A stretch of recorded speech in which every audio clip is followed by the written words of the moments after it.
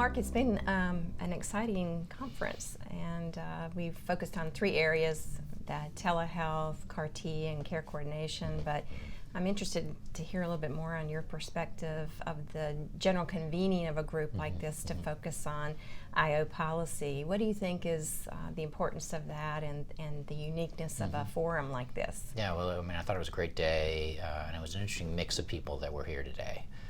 Between the ACCC people who have done this sort of work for a long time, and then adding in a mix of sort of specialists, people that have real-world experience with CAR-T, real-world experience with telehealth, and the SITC perspective was good to have as well.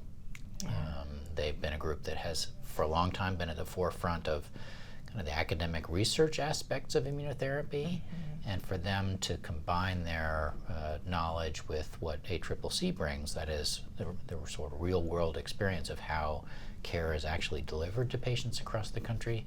It was a neat way for those things to come together, I thought. Yeah, no, I would agree. It's really nice to have some different stakeholders meet with us and not the usual suspects. It brings a whole new perspective. And we heard from a pediatrician today, for example, in the telehealth world. And so hearing what other people are doing, I think, broadens our perspective in what we might be able to do with some of our resources and how we can really focus on IO challenges and meet them with some new ideas. Yeah, absolutely.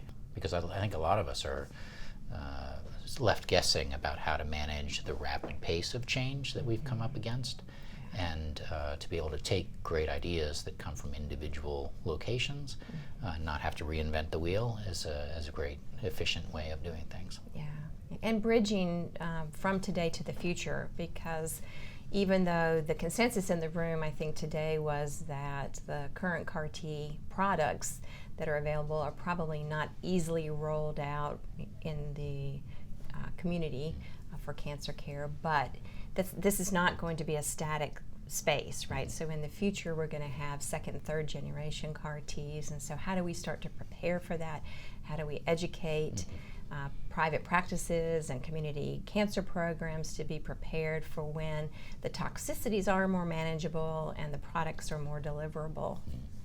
Yeah, I thought that's where the 3 topics from today all sort of came together, in that the CAR-T cell is complex and obviously thrilling in terms of its effectiveness, but the need for both coordinating care, potentially for patients who are traveling from a far distance, and the potential utility of things like telehealth for managing complications, for managing follow-up, survivorship, for these patients over the long term, if they may be coming from areas where they're far away from a CAR-T center. Yeah, it was remarkable how those 3 topics wove together. It was really nice synergy. Absolutely.